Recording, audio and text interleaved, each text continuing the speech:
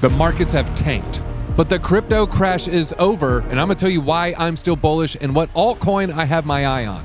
So let's go ahead and get into the first reason here. The number one reason we had a huge flush out, especially on the altcoins, is going to be the liquidations, everybody. There was massive liquidations. In fact, you probably saw this number, $2 billion liquidated in just 24 hours. But folks, it is 5 times worse than that. This is Ben Zhao. He is the CEO of Bybit, one of the largest crypto exchanges out there. So he has this post. I'm afraid that today's real liquidation total, a lot more than 2 billion. By his estimation, it should be around $8 to $10 billion. For your information, Bybit's 24-hour liquidation alone was $2.1 billion.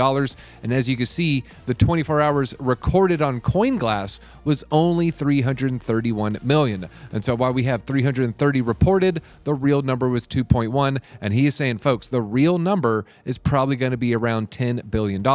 It's kind of a technical reason. There's API limitations on how the feeds are pushed out per second.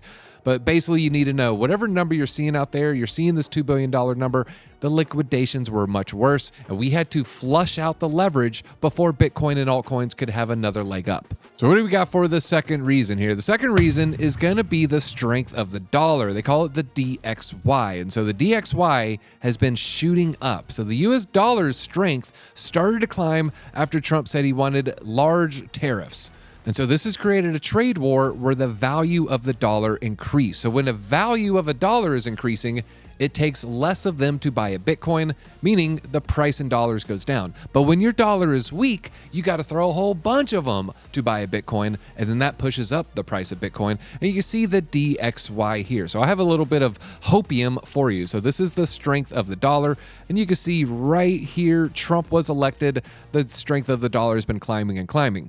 But as the strength of the dollar has been climbing, the relative strength index has been declining. And this is what they call a bearish divergence. And a bearish divergence occurs when the price makes a higher high, but the RSI makes a lower high. This indicates a shift to downward momentum. And so the relative strength index heading lower, the price heading higher.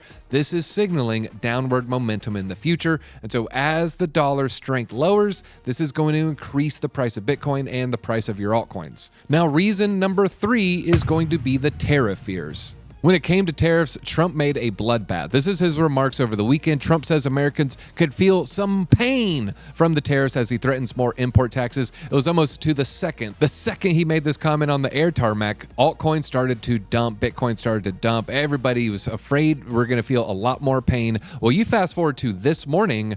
Well, the tariffs have been paused. U.S. tariffs on Mexico's paused for a month after a border deal. So we're seeing a little bit of a shift from the fear of the tariffs. But speaking of the trade deals, here's why the DXY and these trade deals are linked on the macro. And this person's opinion, this is altcoin psycho, 500,000 followers. Trump is artificially pumping the dollar. So you saw the dollar strength pumping after he was elected to lock in foreign trade deals at a high USD value. Once the trades are signed, he'll rug them by dumping USD to clear the way for more quantitative easing rate cuts. And so essentially, artificially pump the strength of a dollar, lock in these deals, and then we start printing more dollars. Now, I got a chart that I'm going to show you the quantitative easing and how important it is, and I still got to show you that altcoin. Don't worry, I'm going to tell you what altcoin I'm going to be buying. Now, not telling, he has 4 great altcoins. Not going to be one of these, but these are all 4 great projects. I'm so confident. Alt season is around the corner. Last time Bitcoin dominance went to retest the highs, alt season followed. The easiest way for you to get wrecked in crypto is to lose all your funds. Whether it's an exchange going down, an exploit, or just a hack, make sure you protect your crypto with Arculus Cold Storage. We love it here at the channel. And if you use code DC20, you can save yourself 20%. Protect yourself out there. Because just last year alone, hackers stole almost $2 billion from users out there. Do not let it be you. Protect your funds. And not only can you protect, you can buy, swap, send, and receive crypto with a single tap and hold. Go get yourself an Arculus now. And so that takes us to number 4, which is going to be the others chart. Now, others is all coins outside the top 10. Now, Bitcoin dominance is going to be everything except Bitcoin, but they're all going to be linked. So market makers will always pull the rug before they send it significantly higher. Talking about Bitcoin dominance, buy the fear, just do it. You'll thank me. I agree, folks. And this is 2021's Bitcoin dominance. When Bitcoin dominance fell in January, that was alt season. That's when your alts did great. You fast forward to this January/February, you can see we also got a little bit of a spike. Now, I pulled it up here. This is the Bitcoin dominance chart. I couldn't help but notice today's candle looks a lot like this capitulation candle right there. So we got to stretch this out a little bit so we can see the body and the wick. You can see we got a long tail on top of this wick right there. So you see this candle right here looks a lot like the candle we're looking at today. And so I wouldn't be surprised if we get the doji reversal candle tomorrow. So Bitcoin dominance, maybe just that little bit of a last push to the upside before we get alt season. We got to flush out the bad leverage. And I said the Bitcoin dominance and others are linked. So others is going to be total crypto market cap excluding the top 10, and where this is going to be Bitcoin excluding everything else. So kind of related here, but an inverse. So the dominance of the altcoins outside of the top 10 retested a pretty important level. I had pointed this chart out, I think, in a video last week where we have a retest the year before the halving year, and we bounced the year after the halving year. So you can see here 2015, and then we bounce in 2017. Same thing here. Hit it in 2019, bounce in 2021. And then we have this one right here where we hit it in 23, and hopefully we're going to bounce off this in 2025 just to keep that trend going. But I noticed we fell through support here. But I want to look at something besides the dominance. Let's go to the market cap. So this is others dominance percentage. This is others market cap. And the line you're seeing right here is quantitative easing. Remember I said quantitative easing is going to be important. The second quantitative easing ended last cycle. This is 2022, right around April. So it looks like April 9th. So you can see the exact apex right there. That created a huge cascade for the value of the altcoins. That is a 65% dump in a little over a month. And so as quantitative easing ended, bloodbath for altcoins, and we're starting to see signs that quantitative easing is about to begin, which will be huge for altcoins. And maybe it'll come and retest this little bit of a trend line here. I noticed this dated all the way back to the 2018 cycle there. So maybe this is something to talk about, something to look at here. I didn't realize this. I'd actually drawn this chart out months ago. And then I noticed, I was like, wait a minute, that actually looks like it's coming to hit it. And it did. It hit it perfectly there. So maybe that was the support that we needed for the crypto market cap total. But now we got the question, well, what altcoin are you buying? You said you are bullish still. Well, I explained the 4 reasons why I'm still bullish. Let me tell you about the altcoin I got an eye out now. Ondo, man, not telling. I think these are 4 great projects. I think you'll be quite happy. You know, we're pretty public with Plume, Morpho. All of these have done very, very well in the post-crash bounce there. But let's talk about Aave. So today, Aave, huge amount of liquidations within 24 hours. This is the largest event since August 2024.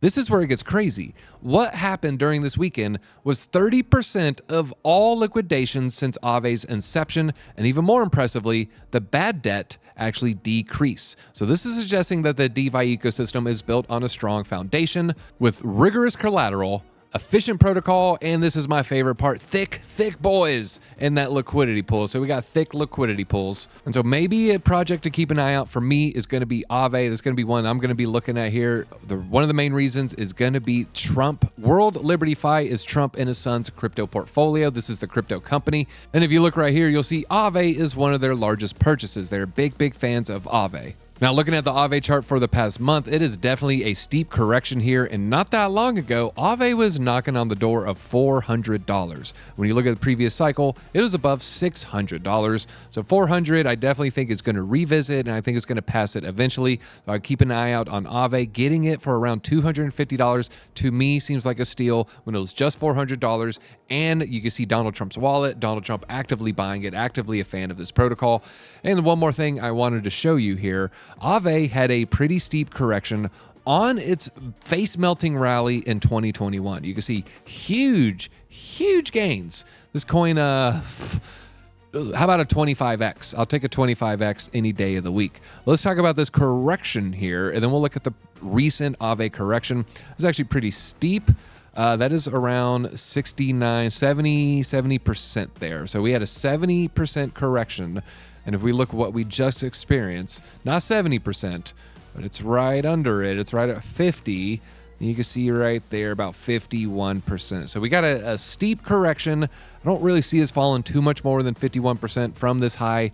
If you look at the previous cycle, that little bit of a dip, that was a dip for ants, okay? That was a huge buying opportunity, but then there was a little bit of a cool down at the previous all-time high. So I expect the same thing here. I expect a bounce and then a little bit of resistance right at $400, another resistance at 420, and then I think we're gonna get a $1,000 Ave this cycle. I'm DZ. Hopefully you didn't get shaken out during this weekend. Sometimes you just gotta take a breath, realize we're still in a bull run. 2025 is still the fun year of the 4-year cycle. Do not forget that. Hit that like button on the way out.